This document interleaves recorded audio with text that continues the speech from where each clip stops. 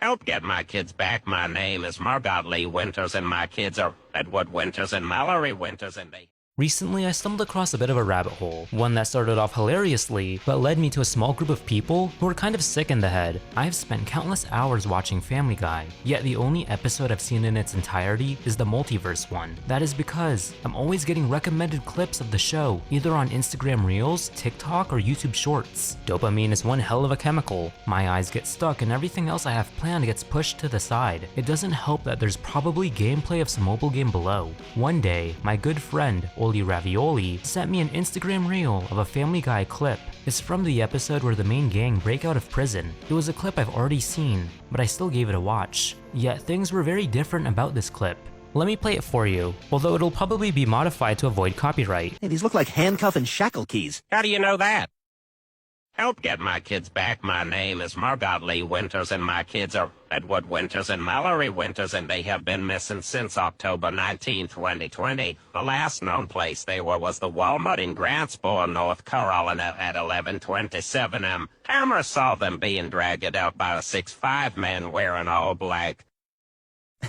These are handcuff and shackle keys.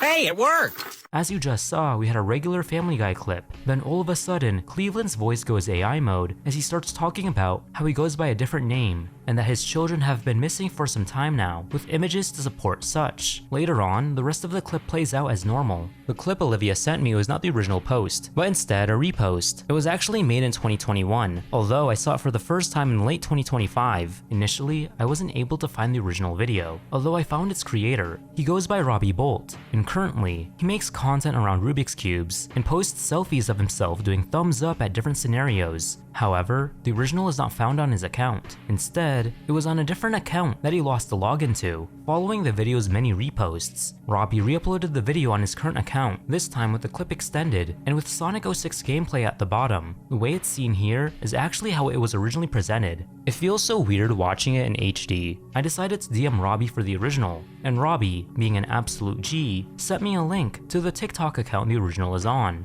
A TikTok account going by Family Guy Clips Funny One. Holy, this account deserves an entire video by itself. Literally, the first video on the account has some hentai game. Another one of his videos has the Wow Wow Wubsy game playing on the bottom, only to be interrupted by security camera footage. Sometimes there's not even gameplay. One of these has that old YouTube pipeline where the guy just sits and stares at the camera. This one just has him ordering pizza. What makes it even funnier is that the Family Guy clip gets interrupted by a Walmart ad. There's also some other missing persons related videos in here too. Man, if I discovered this account before Robby sent it to me, I would have thought it was one big ARG. Now for the record, horror adjusted Family Guy clips are nothing new. Family Guy in itself is already one of the most popular adult cartoons out there. The show's clips are extremely prominent on short form platforms that hold millions of users, and those users are just glued to the screen while watching. So as a result, people have added jump scares or flipped the script to catch people off guard. Almost always, they take the analog horror out. They involve creepy text-to-speech voices, unsettling music, uncanny faces, and very heavy filters, which, now thinking about it, is kind of counterintuitive because the whole point of analog horror is to be mysterious and unknown. But I digress. When these started to pop up, I thought they were absolutely hilarious. The horrors or the comedic nature of these come from how random and out of place they are. I watched the clip, and midway through, some random bullshit happens, although over time, they became more and more common. As they became more prevalent, it was pretty clear that a lot of them lack in quality, or are just doing the same old stunts. But from there, I started to appreciate other ways people have flipped things around in terms of random things in Family Guy clips. I've seen Family Guy clips turn into weirdcore edits, Family Guy clips fade into Dragon Ball or Invincible edits, and then of course, the video I played earlier. What makes the Cleveland video so special is that it's not really a jump scare, because it just blends in so well. The visuals stay the same, except for the added image. There isn't any music or added sound effects, which honestly, things being a bit too quiet tend to freak me out. It's still just Cleveland talking about these missing kids with his voice. Granted, a clearly AI voice, but still his voice nonetheless. He's grieving, he's begging the audience to go find his children. The idea of kids going missing is nothing supernatural, yet it's still a terrifying thing that happens every day, which is something we'll explore later. I looked up the names mentioned and I found other missing persons reports, as well as the original clip again. But still, nothing regarding the case referenced in the video. It's safe to assume that the people and events mentioned in the video are non-existent. This is further confirmed in a reply made by Robby to someone asking if the case is real, stating that anything that sounds close is a crazy coincidence. I greatly appreciate this, because if this were an actual case, it would have came off as really insensitive. Man, someone would never make a Family Guy clip with an actual case, right? Like I brought up earlier, this video entertains so many people due to its uneasy nature and comedic value. Therefore, people not only reposted it, but started to make their own variations, which is where the problem arises. I'm going to play a few of them for you to see for yourself. Here's a quick headphone warning just in case. Shoots and ladders and a ball.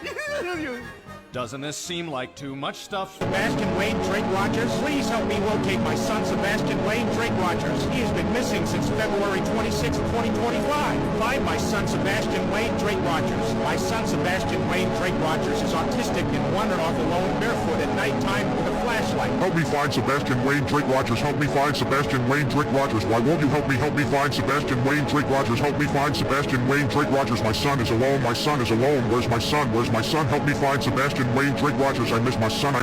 Are you familiar with Sebastian Wayne Drake Rogers? Please help me locate my son Sebastian Wayne Drake Rogers. He has been missing since February 26, 2025. Find my son Sebastian Wayne Drake Rogers. My son Sebastian Wayne Drake Rogers is autistic and wandered off alone barefoot at nighttime with a flashlight. Help me find Sebastian Wayne Drake Rogers. Help me find Sebastian Wayne Drake Rogers. Why won't you help me? Help me find Sebastian Wayne Drake Rogers. Help me find Sebastian Wayne Drake Rogers. My son is alone. My son is alone. Where's my son? Where's my son? Help me find Sebastian Wayne Drake Rogers. I miss my son. I miss Sebastian Wayne Drake Rogers. He is alone and scared, presumably dead. Help me find Sebastian Wayne Drake Rogers. Help me find Sebastian Wayne Drake Rogers.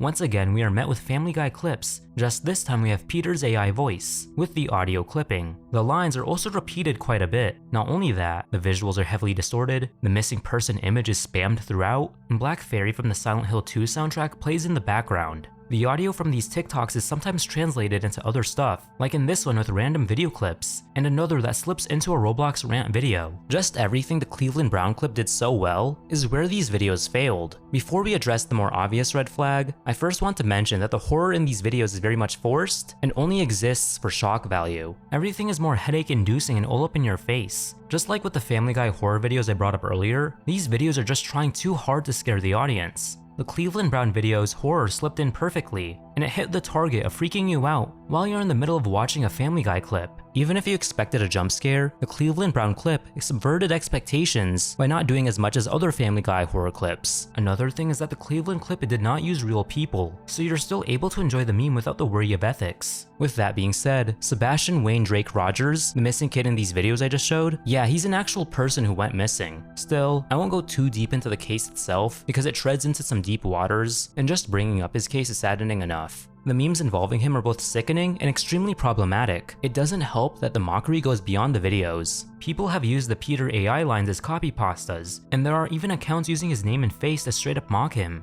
Just looking up his name will result in some of the memes showing up too. Imagine grieving over a loved one just to find out they're being used in memes and analog horror edits. As far as I'm concerned, Sebastian has done absolutely nothing to be clowned on. Playing along with the joke and making this kind of content is just not a good look. There really isn't much to gain out of these videos, with the exception of 15 minutes of fame. Even if people laugh at your stuff, they'll most likely just move on the next week as if they never saw your meme, yet you'll still be a bad person for making fun of an actual missing person. Of course, people are calling out these edits, either typing in the comments or making videos of their own. That also means people are trying to excuse the memes. Almost always, they use the same two defenses. The first being it's just a joke, get over it, which is honestly such an NPC response, it makes you look even worse. The second is that the memes are spreading awareness. First off, I don't even know how these memes are spreading awareness. Sure, they're doing that, but that clearly isn't the intent of the creators. They most likely just picked whatever case they could find. The effect would be no better if they used someone else's case. These memes have very little seriousness to them, so people viewing them will probably not take the cases seriously either. What you can do is report these TikToks so that action can be taken and that these posts can potentially be removed from the site. What you can also do is just not engage with these posts. Don't watch, like, or comment. You can even use the do not recommend feature so that you don't get these kinds of videos ever again.